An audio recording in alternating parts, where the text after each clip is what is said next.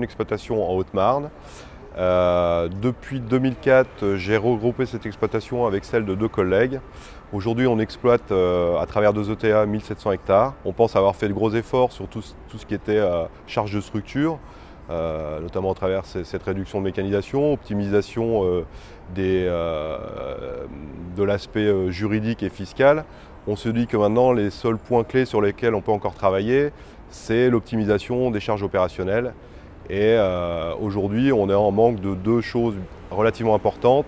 C'est une structuration des outils d'aide à la décision qui nous permettrait d'optimiser encore plus nos interventions phytosanitaires ou engrais. Et puis la deuxième chose sur laquelle on attend beaucoup, c'est la génétique. Sans parler de biogénétique parce que c'est quand même un sujet tabou en France, mais la génétique pourrait nous apporter encore, à travers le développement de nouvelles variétés beaucoup plus résistantes à nos contextes pédoclimatiques difficiles, un gain de rendement qui ne serait pas neutre. Le réchauffement climatique, c'est une donnée qu'il faut prendre en compte. On doit y faire attention et on peut s'en inquiéter parce que ça peut aller très vite. Par contre, on est aussi relativement serein parce qu'on sait qu'il y a des gens qui travaillent derrière et qui ont pris ça en considération et qui sont en train de mettre des outils en place pour pouvoir justement s'adapter à cette nouvelle donne climatique.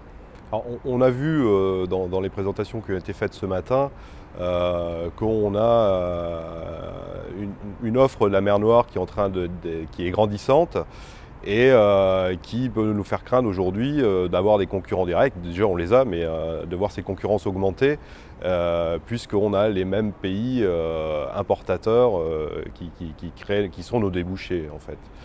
Et donc c'est une crainte, sachant qu'ils n'ont pas du tout les mêmes contraintes de production que nous, notamment en termes d'environnement économique, écologique, j'allais dire. On a eu en France Grenelle avec toutes les déclinaisons qu'on est en train de mettre en place aujourd'hui, qui font que produire devient de plus en plus compliqué et de plus en plus coûteux aussi. C'est aujourd'hui une grosse crainte pour nous en tant que producteurs français.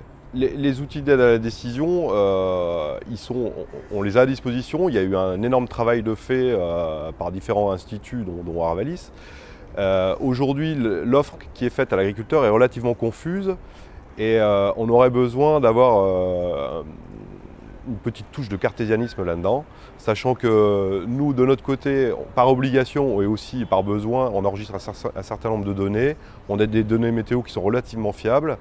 On fait un certain nombre d'observations pour justement remplir les cahiers des charges de ces outils à la décision et on imaginerait facilement avoir un outil qui synthétise tout ça et nous donne au bout du compte finalement une cartographie facile à utiliser et qui nous permette de faire nos interventions tout au long du développement de la culture.